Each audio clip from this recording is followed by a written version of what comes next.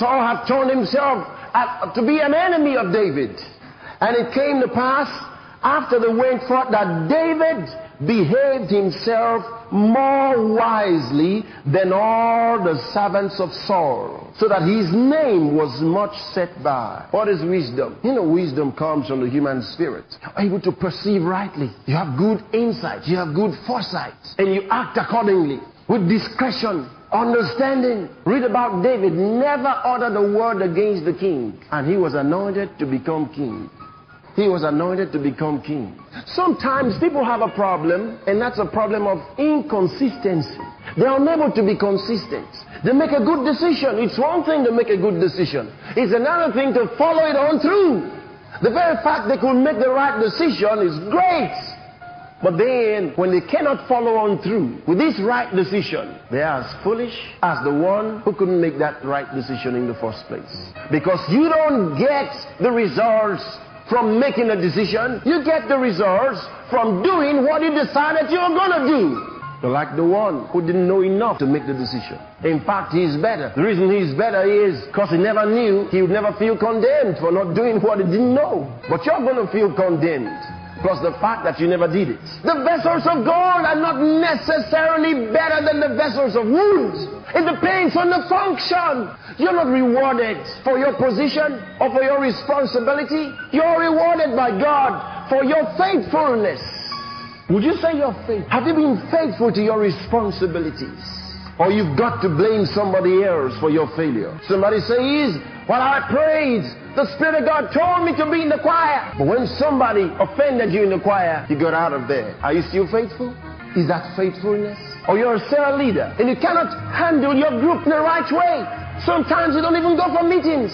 Some of the members don't show up and you don't care. Are you faithful? You don't get a reward for being a cell leader. You get a reward for being faithful. Have you been faithful to your call? And these vessels are used for several different functions. The golden vessel may not be able to perform the function of that wooden vessel. But no matter how much gold there is in the house, the owner of that great house still wants the vessel of wood because of its function. You may not be the one, vessels of gold. They don't use them to bath. They don't use them to carry water so that they put on the fire.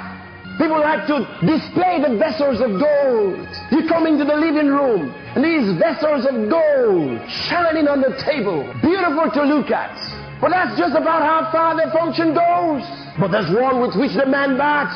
And it's so important. He needs it there. Nobody sees it, but he needs it over there. There's the one that boils the food. He's not pure silver. At his bottom, it's all black, maybe. And he sits on the fire. And when you find the water bubbling, vessel of gold comes.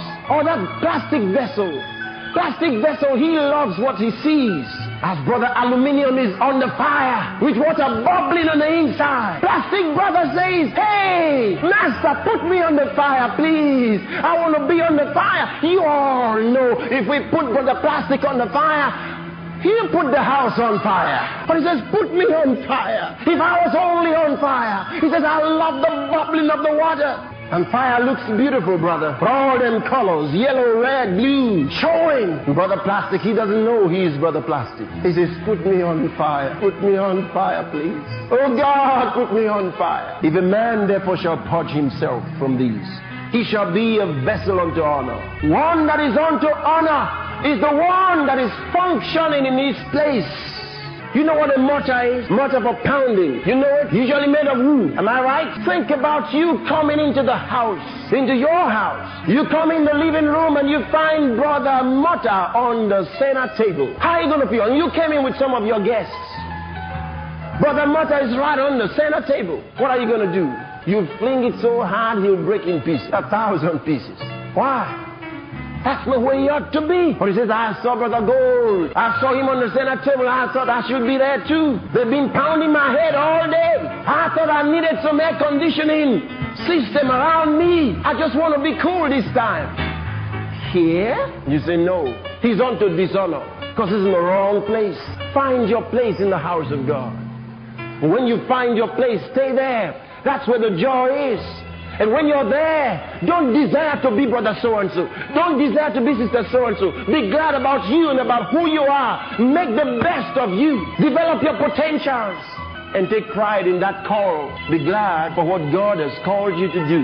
And then do it as unto Him. And when you do it as unto Him, nobody else can get you so offended to say, I want to leave it.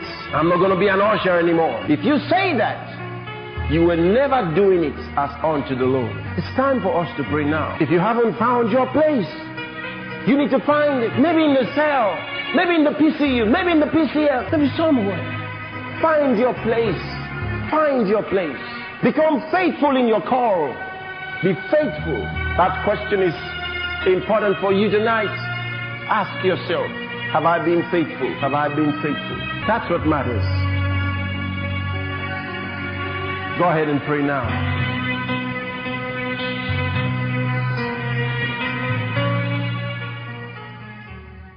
Saint Andrew the Heavenly,